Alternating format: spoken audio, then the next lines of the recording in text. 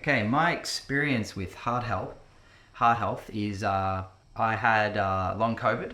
My heart rate was like sitting at like 110 beats per minute while I had long COVID, and it was I saw a couple of doctors and stuff like that, but it took a while to heal. So I had to go on like COQ10 and resveratrol and a bunch of different stuff to help. So I've learned a lot about the heart in the last, I would say, 2 years, and I wanted to just give some tips on keeping a healthy heart. Yeah, and help someone out there who needs it. So first thing that comes to mind is like if you've been vaccinated or you've had COVID or long COVID, it's probably best you do a spike protein detox. So you can look that up. Matthew Walden has some really good stuff on that. And a lot of it's to do with like getting the heavy metals out of your body and things like that. So there's like metal free, I believe, that what Paul talks about, but just go really easy with that. So I'll just look into a bit of a spike protein detox first thing. These are the things that have really helped me along the way. So caffeine was a huge one. Ever since cutting out caffeine, my heart rate's dropped 10 beats per minute. That's pretty crazy. So it was sitting at like 55 to 60, and then now it's down in the 40s. That's just really cool. That was as soon as I cut out coffee. Caffeine leaches magnesium from the heart as well, and you need a good balance of magnesium and calcium for the heart to actually be properly and be healthy. Caffeine's a huge one. Limit your caffeine intake. I would say if you're having it every day, especially if you're sensitive to caffeine like me, if you're having it every day, that's probably too much. Again, Ben Greenfield says have 9 days off every month. And I think that's the minimum you should do. At the moment, I'm just having it on weekends. And I'd like to say that probably for the rest of my life, I'd like to just, 3 times a week have coffee and just a single shot. I'll drink it in a bulletproof. If I'm feeling a bit naughty, I'll have a flat white with pasteurized and shitty milk. That's kind of like my naughty thing. I have it every now and then. But to be honest, since quitting coffee, I haven't been enjoying that at all. So I've been having espresso or a long black with cream or a bulletproof. If you're drinking caffeine, make sure you add some fats with it, like some good organic raw butter. To slow down the caffeine molecule, and it has a longer time release in your body. Caffeine has a 6-hour half-life, so that means 6 hours later there's still half the amount of caffeine in your blood. So you can imagine if you have coffee after 2 p.m, when you're going to bed, you still got half the amount of caffeine in your body, which is super disruptive for your hormones and releasing melatonin and your stress hormones. So you're gonna have more stress hormones in your body when you're trying to go to sleep, which your mind's probably racing and things like that. So also training at night. After about, your nights and your mornings are very sacred. I think if you're going to train, the best time to train is in the morning. I think around that 8 to 10 a.m. However, people have jobs and things like that, so you can train earlier. But just be aware that can also be a stressor on your body. If you're really feeling really tired, I would recommend getting a training session in on your lunch break when your cortisol naturally starts to dip. So your stress hormones will naturally start to dip, and you'll give them a bit of a boost, and you'll find maybe that you won't have that 2 to 3 crash that a lot of people have. But since not training at all at night, I feel so much better. I make my food at night. I make sure it's all organic. I make extras for the next day. It's just a much healthier routine to be in. Instead of training till like 7 or 8, Jiu-Jitsu or the gym, you come home, you've wound up all your hormones when melatonin is supposed to be, it's like, starting to ramp up very high. But you bring on the cortisol and you bring on the stress hormones, and that's going to affect you. And I'm talking about the accumulative effects. I'm not talking about like a train once a week at night. That's okay. If you're doing that every night for years on end, that's when we start to see illnesses, and we start to see you get tighter and tighter and tighter. Your adrenals are getting burnt out, your thyroid is getting burnt out, and your hormones are just all over the shop. So that's usually what it is. It's the accumulative effects of it. Once we're talking about accumulative effects, EMF is a big one. So if you don't already have, get an Aries Tech EMF thing for your phone.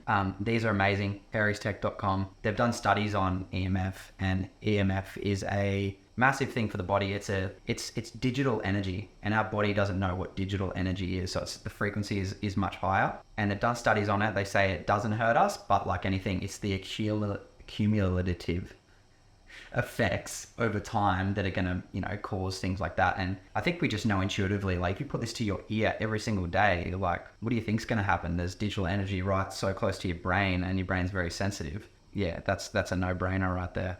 No wheat.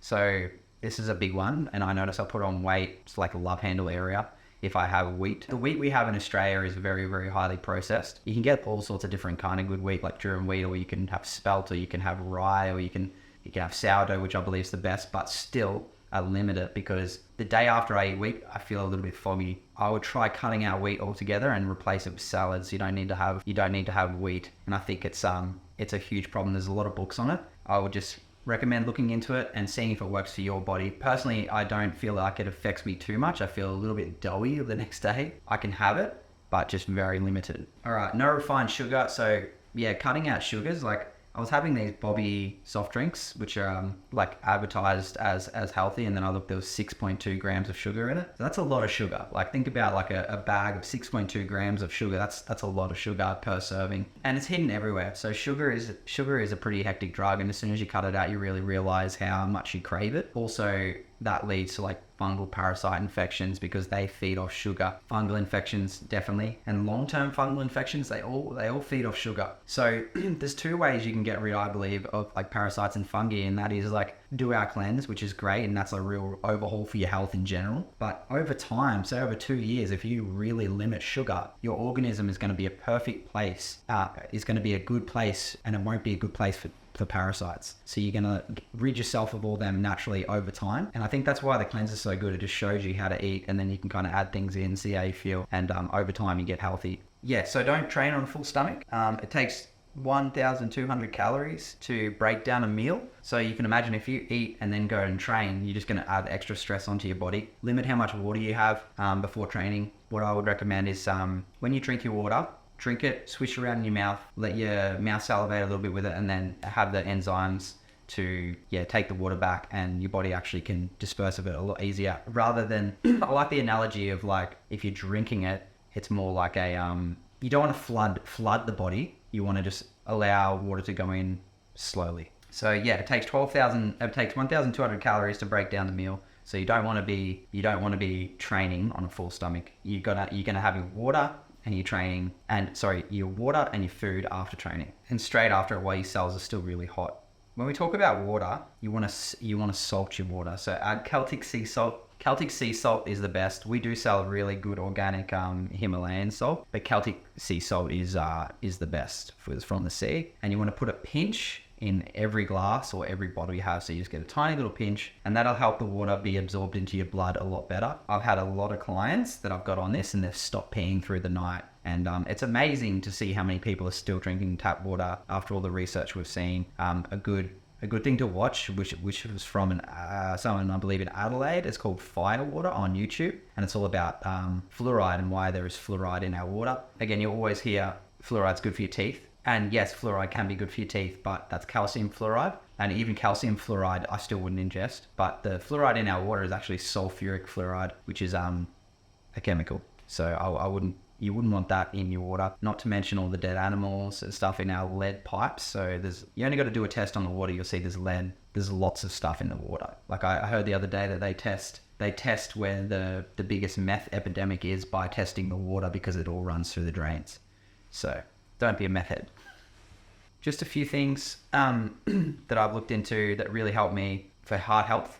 Magnesium is the biggest thing. So that's a vasodilator. So that actually slows your heart rate down. So get onto a good magnesium. I use Bioptimizer's magnesium. I use Symbiotica magnesium L3 and 8. And I mix that with vitamin C. I use Magtor XL by Orthoplex. That's got all your B vitamins in it as well. It's really good to have in the morning as it stimulates you through the day. Hawthorn berry is really good. Cayenne pepper is the king of heart repair. This is according to Barbara O'Neill. So if you want to have a good look at her, she's done a lot of good research on the heart. And what I found from testing her stuff is it really helped. And cayenne pepper is amazing. I have it on a lot of my foods, and you can add it in water. It's like spicy, and I kind of like spicy food. It's very strong though, so go easy.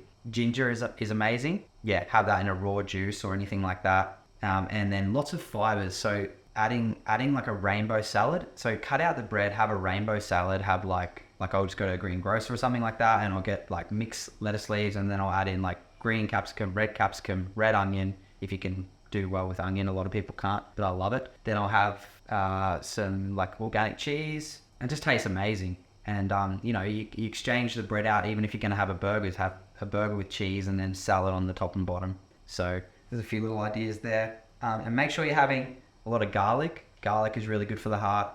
Then omega-3. So you definitely need omega-3. You need your fishes, your oysters. So make sure you're eating fish at least 1 to 2 times a week because you need that omega-3.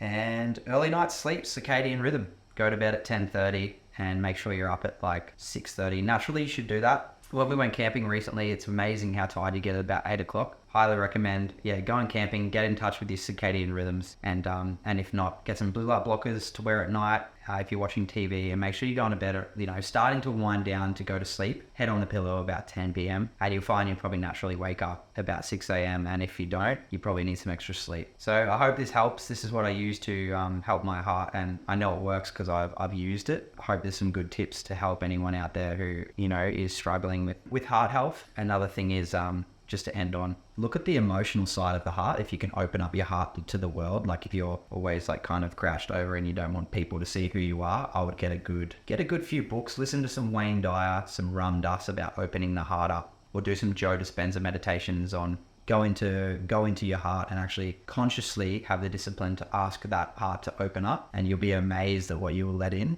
and how much growth will happen there. So hope this helped. Much love.